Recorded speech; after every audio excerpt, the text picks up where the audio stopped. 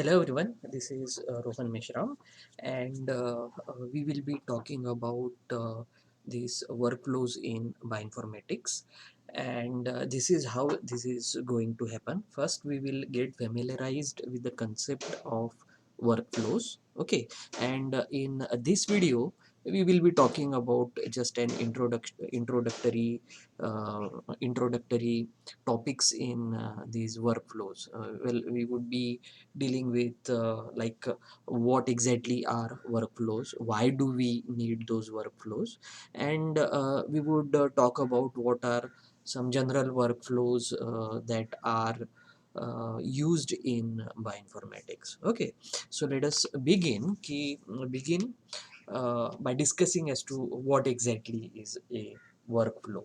Okay, so you can define any workflow as any workflow that would consist of a sequence of connected steps, or sometimes these connected steps are also called as modules, and these modules would act as nodes in your workflow. So these sequence of connected modules, uh, well, these where each step or each module would follow without delay or gap and ends just before the subsequent step may begin. Okay, so that would mean that it is going to be a stepwise process to do something. Okay, and these steps that are needed to be followed and reach to the end for say some output, well, there would be no delay or gap, or you can say this would be a continuous process. Okay, so now these workflows indicate any systematic pattern or any activity wherein different component would interact with each other to provide a function or a service. Okay, so now this workflow is theoretically composed of three modules, or sometimes also called as the parameters. So these three important parameters are the input, the second important parameter is the algorithm, and finally you would need the output description that would provide some output of your workflow. Okay, so usually your workflow is described using flow diagramming techniques, and in mathematical form it can be also represented using those petri nets.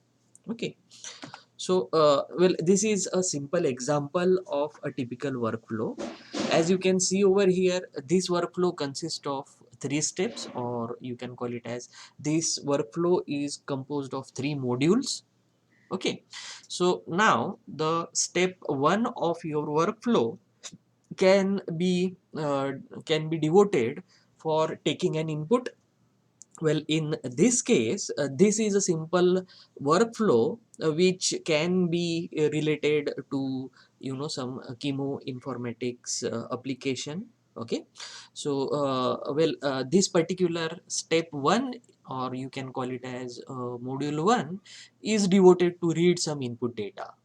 Okay, so it can be used to read the molecules. Okay, and this particular node or this particular module is responsible for recognizing different file formats, because one can provide chemical information in many formats, as you might be already aware of.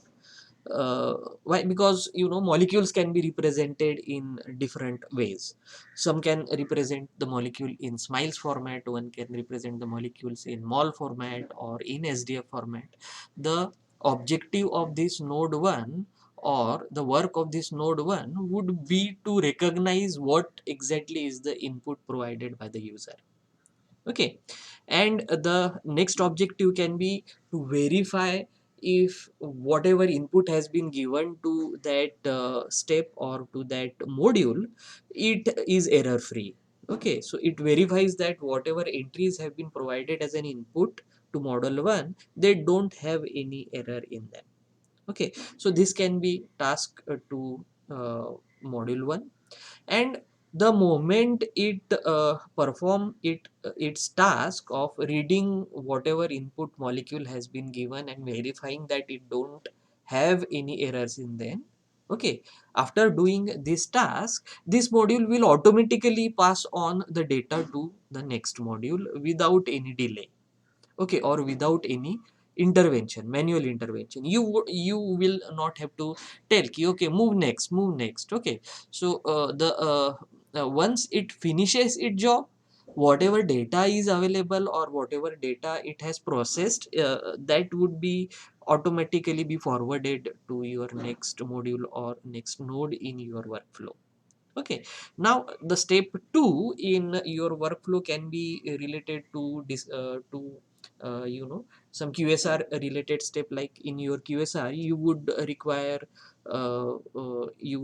some molecular descriptors, and these descriptors can be either two-dimensional or three-dimensional, well, depending on what options the user has selected.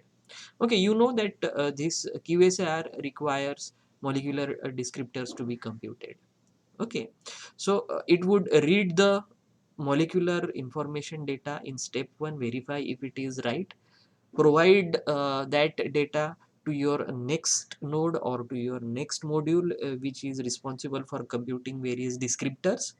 Okay, and after computing the descriptor, the control would be automatically passed over to module 3, and your module 3 would generate some QSAR model, and it would evaluate your QSAR model, and the output of the node 3 would be to classify your molecule, whether it is a hit or whether it is not hit or no hit. Okay, so once you have optimized this 3-step workflow, once you are confident that it works very properly, then you can reuse these steps, these nodes, these modules in sequence with some another data sets with minimum, or we'll say for example no manual intervention. Okay, so once you have standardized this workflow properly, so next time you have a new data set, what you are supposed to do is to just give input to the first node in your workflow, and everything else would be automatically carried on. And finally, you would get your results at the end of node 3, whereas stating that if your compound is stating that your compound is a hit or whether it is not hit. Okay, so this is a flow diagram of a typical workflow. Okay, so now let us talk about as to why do we need this workflow. Okay, so the thing is that we are now performing our research in post genomic era. Okay, so in this post genomic scenario, we typically face the problem of ever increasing data, the bulk of data that is submitted in public databases daily at a very large speed. Okay, and we have got and we face the difficulty of having restricted execution time to analyze that data. Okay, so these two fact demands automated computational workflow, or it demands generation of automated pipeline that would handle this situation in a post genomic scenario. Okay, so now whatever new biological data that we get, it requires its own solutions, right? So these new biological data analysis require to automate a redundant task. Okay, it also require to make sure that the task is completed before moving on to the next one, and workflows can efficiently handle such task. Okay, so your workflows can import data, it can perform statistical test on that data and generate some reports efficiently if you properly design your workflow. Okay, so these workflow help the user to perform executable processing without knowledge of any programming, with assistance of visual front end. Nowadays, whatever workflow environments that are offered, whether it can be open source or whether it can be provided by certain pharmaceutical company, or say some computer or IT company. Well, they have developed a very intuitive visual front end as to so that it becomes easier for you to generate your own workflows. Okay, things are becoming very easy now. So what are advantages of this workflow? So if you use these workflows for analyzing huge amount of data, it would definitely create an ease in your data analysis. Okay, so the biggest advantage of using your workflow is that you have perfect control of how data flows in your system, or how data flows in your pipeline. Okay, why? Because before proceeding to the next node or next module in your workflow, well, it usually checks whether the output of the previous one is correct or not. Okay, it would check if the output of one process is the correct input for the next one. Okay, so you don't have to separately take care of the control of data flow. Okay, so and once you have properly designed your workflow, that would enable you to have no manual interventions when you use it next time. Okay, so it take cares of all intricacies of data processing. You don't have to worry about it anymore. Okay, and each of the constituent component that is required to be present in your workflow can be independently developed, it can be independently tested, and if required it can also be modified as per user, as per the requirements as such. Okay, so these are advantages of using workflow in a modern post-genomic era, where you are flooded with NGS data. Okay, where you are flooded with high throughput screening data. Okay, so in such cases, you would definitely require some automated pipeline that would make your data analysis quite easier, and workflow can be one of those solutions. Okay, so now let us talk about what are general workflows in bioinformatics. Okay, we would be talking about some 4 or 5 bioinformatics related workflows. One of the most prominent and most popular workflow environment is Galaxy. Okay, it was initially developed for genomic purposes, handling data for genomic studies.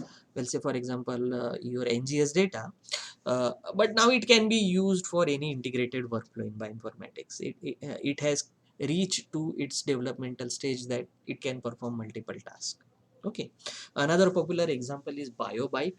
It is an open source cloud based program that uses AI for biocomputing. Okay, then you have got Chipster. So this Chipster is an advanced bioinformatics platform for performing NGS sequence analysis. It also handles proteomic and microarray data. Okay, so you can handle data that you obtain from chipsec or proteomics, or normal data if you obtain from Illumina platform. So that those fast QC files and its subsequent processing can be done using Chipster.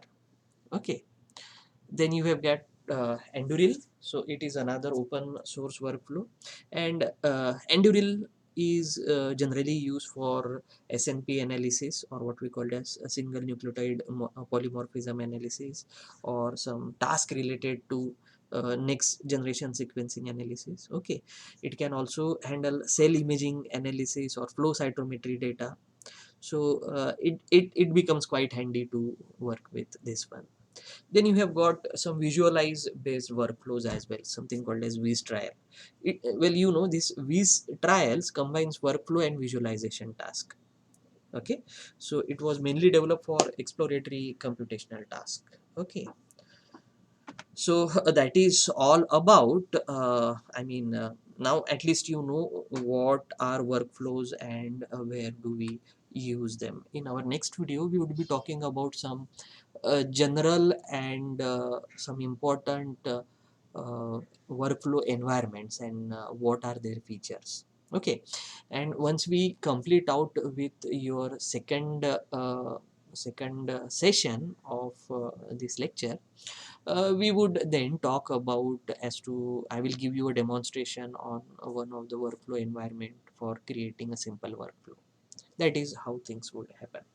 Okay, so please make sure that you see my next video before we proceed for our demonstration of a typical workflow environment.